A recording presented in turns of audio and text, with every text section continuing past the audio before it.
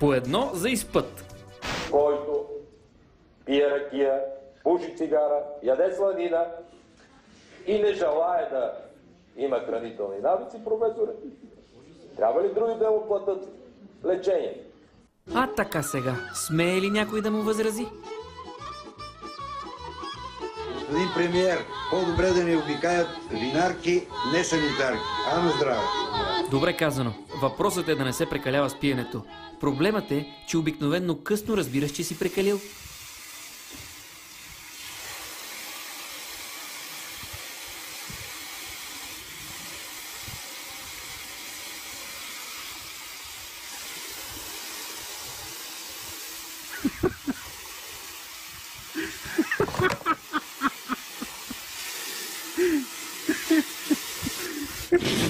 Те гава с тугиш. Светло!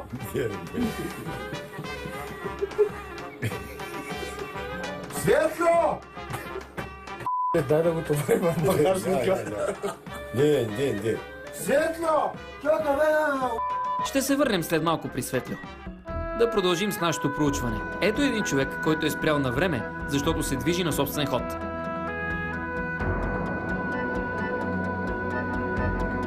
Опа! А, не, просто почива.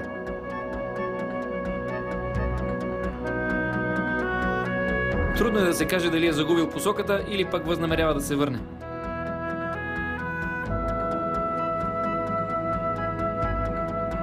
А така, няма да се отказваме я. Виж го това.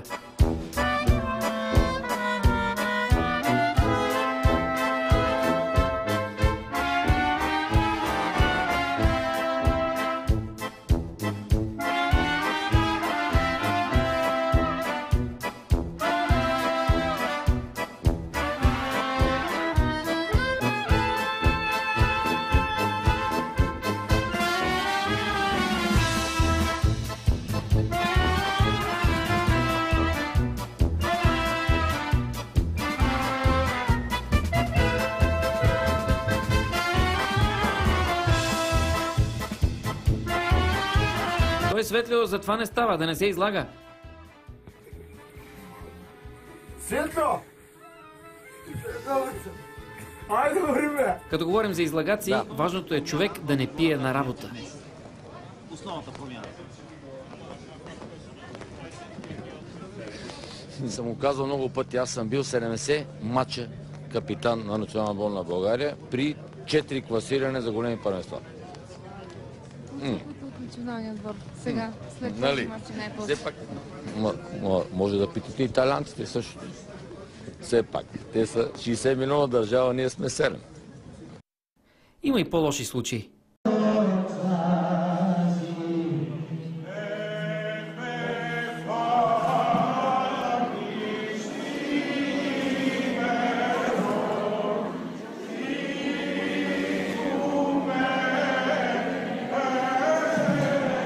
То с благославили, анатемосвали, иди го разбери.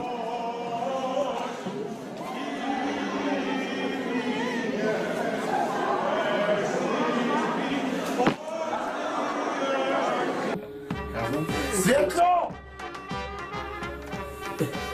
Аре, човек, ставай, молец се. Светло не става, попа продължава с разходка из публиката.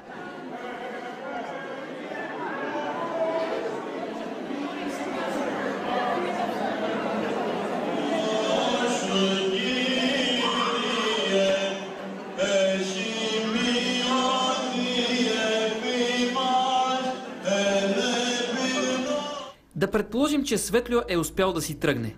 Неподозирани препятствия има точно на финалната права пред дома.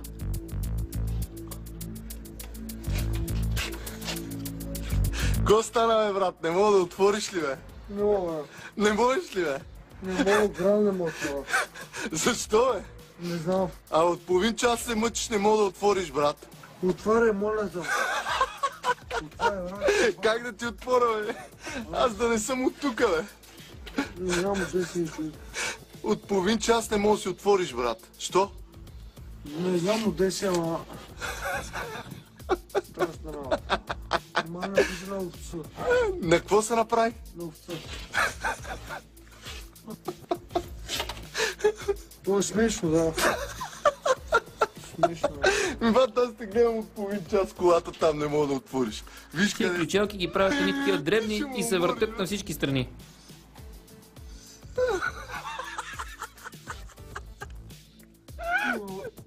Как да ти отварям, аз да не знам кой ключ. Ако ти отворя тук горе, дали се качиш във вас? На бара го, брат. Айде, жив и здрав. Пак ли затвори вратата, бе? Мамо! Вратата си остава непреодолимо препятствие. И това не е изолиран случай. Какво викаш? Ужас.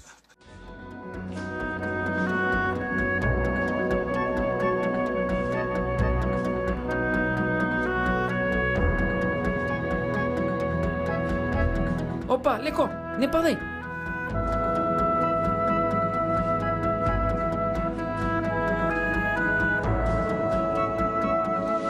Ей, тая поне е отключена. Втора врата.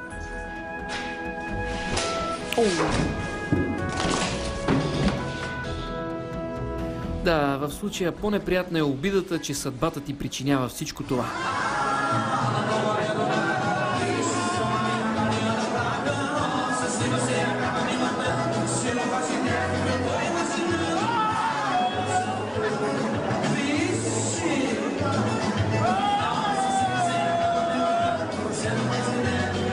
Май е по-добре човек да не се прибира.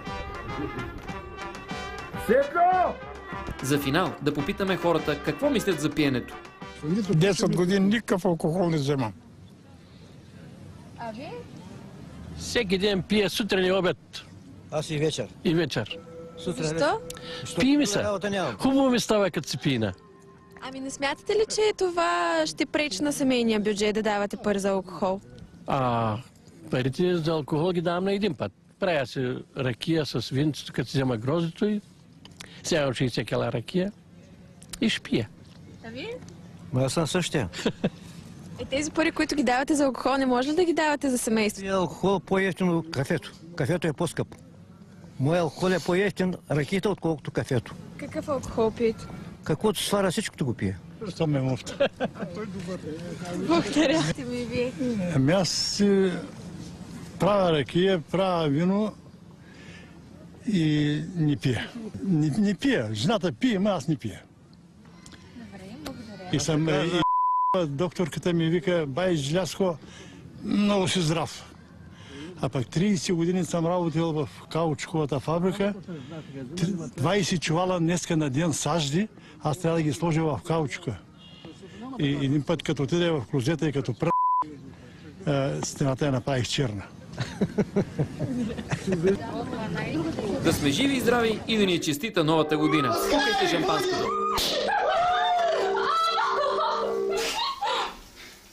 Надеюсь, это не за меня? За меня просто.